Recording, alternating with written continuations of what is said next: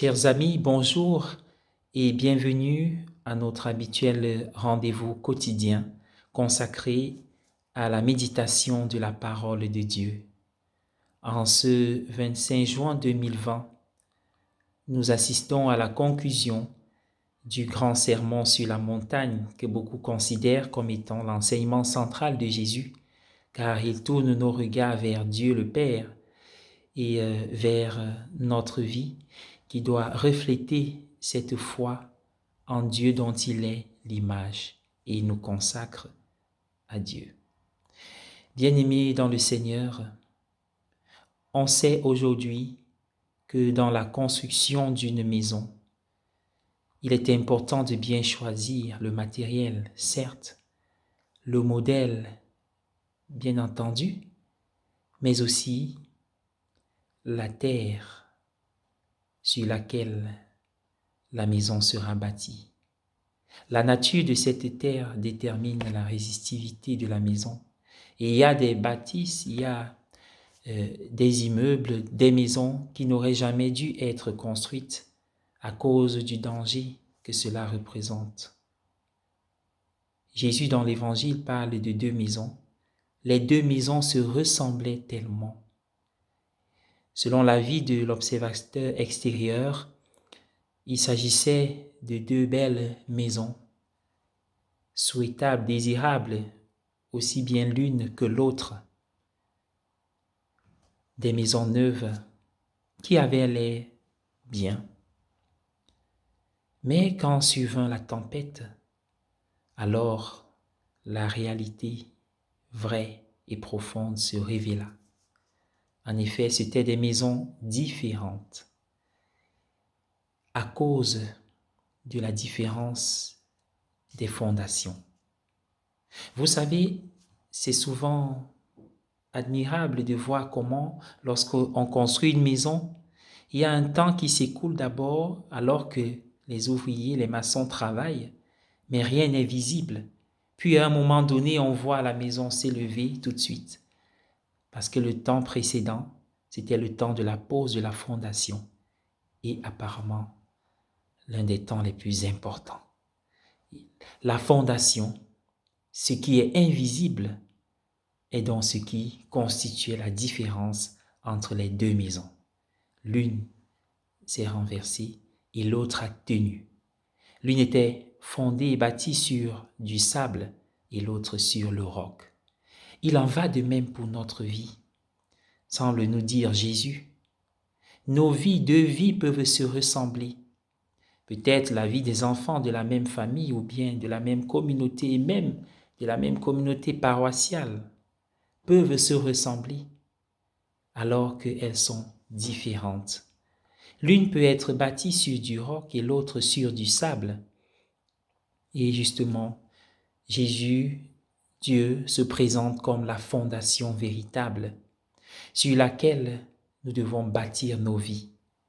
Et cette promesse de Jésus consiste à dire que si nous bâtissons nos vies sur le roc éternel de sa volonté, alors des milliers de tempêtes peuvent souffler, l'ouragan, les tremblements de terre.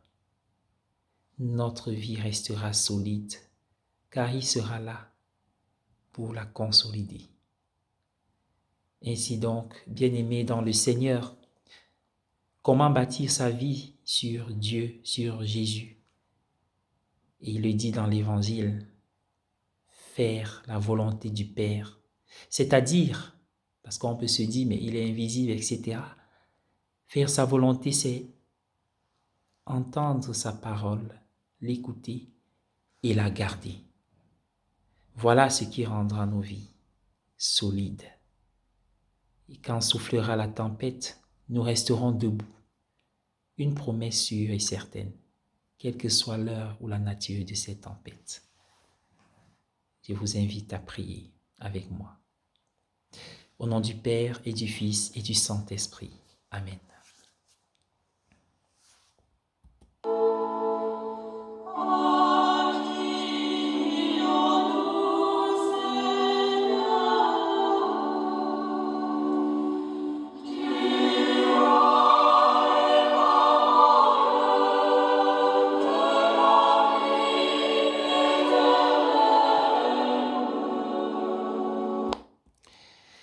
Père infiniment bon, nous te remercions pour les merveilles dans nos vies, ces merveilles qui viennent de toi.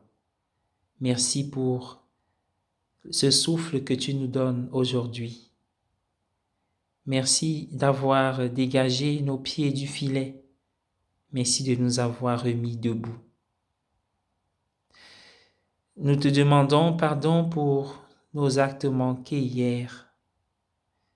Merci d'avoir inconsciemment ou non fait du mal à autrui, par action, en pensée, en parole, ou alors par omission. Pardon, Seigneur, pour cela. Seigneur, tu sais tout, tu sais quand nous sommes joyeux et quand nous sommes tristes.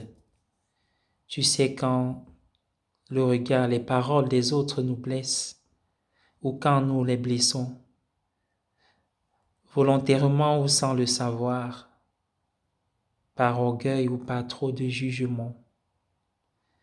Nous avons confiance en toi, notre espoir est en toi, et nous savons que tu nous répondras. Tu nous invites aujourd'hui à bâtir nos vies sur le roc éternel de ta parole et de ta volonté. Nous savons qu'en le faisant, nous trouverons des solutions à nos problèmes.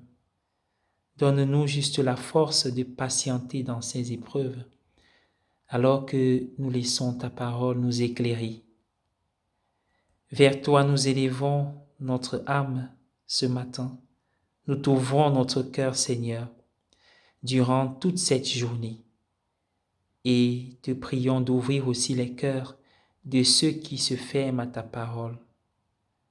Garde-nous sous ton regard protecteur, toi le Père qui nous aime pour les siècles des siècles. Amen. Au nom du Père et du Fils et du Saint-Esprit. Amen.